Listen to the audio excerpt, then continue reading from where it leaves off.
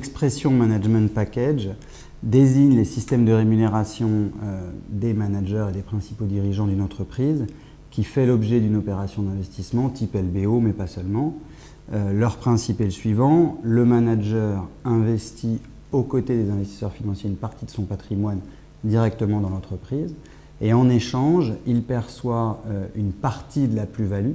avec un rendement supérieur à celui de l'investisseur financier lorsque l'opération est un succès. C'est évidemment un élément clé dans les opérations d'investissement puisque un facteur de réussite déterminant de ces opérations, c'est l'implication et la qualité du management. On a donc recours en pratique à différents outils d'intéressement qui ne sont pas propres à l'intéressement des salariés, mais qui sont des outils de droit des sociétés classiques et qui permettent d'aligner l'intérêt financier des managers sur celui des investisseurs financiers.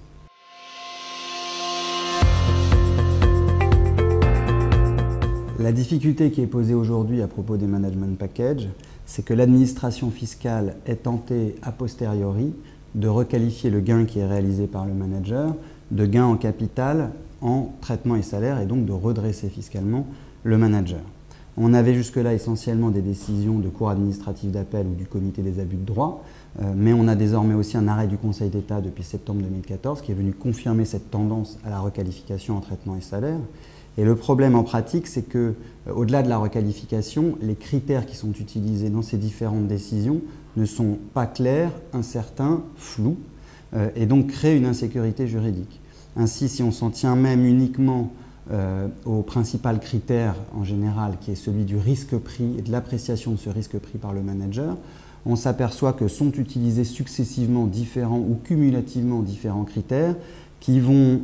de la chance réelle de perdre la mise initiale, de l'appréciation du niveau de mise initiale, mais aussi en tenant compte du patrimoine du manager lors de l'investissement ou du rapport entre le gain réalisé et le montant initial de l'investissement. Clairement, ces deux derniers critères ne sont pas satisfaisants, par exemple, et la réalité, c'est qu'on a une appréciation a posteriori de l'administration fiscale, rétrospective, et donc, pour résumer, la position de l'administration fiscale, c'est souvent: puisque l'opération a été un succès, c'est que le risque pris par le manager a été insuffisant.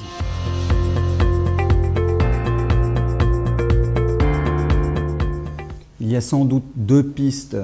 qui sont d'ailleurs à articuler ensemble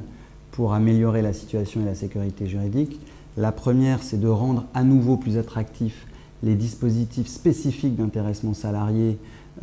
parce que progressivement, au fur et à mesure du temps, en alourdissant la fiscalité et les conditions de mise en œuvre, notamment des stocks options et des plans d'action gratuites, ces mécanismes ont été abandonnés par la pratique. À ce sujet, il faut remarquer que le projet de loi Macron prévoit d'élargir les possibilités de mise en œuvre de bons de souscription de parts de créateurs d'entreprises et de rendre plus attractifs à nouveau les plans d'action gratuites. De ce point de vue-là, ça va dans le bon sens. Maintenant, clairement, ça ne sera pas suffisant pour résoudre tous les problèmes posés par la pratique en matière de management package. Et donc, il est clairement nécessaire de clarifier les critères qui peuvent permettre ou non à l'administration fiscale de requalifier les gains des managers en traitement et salaire.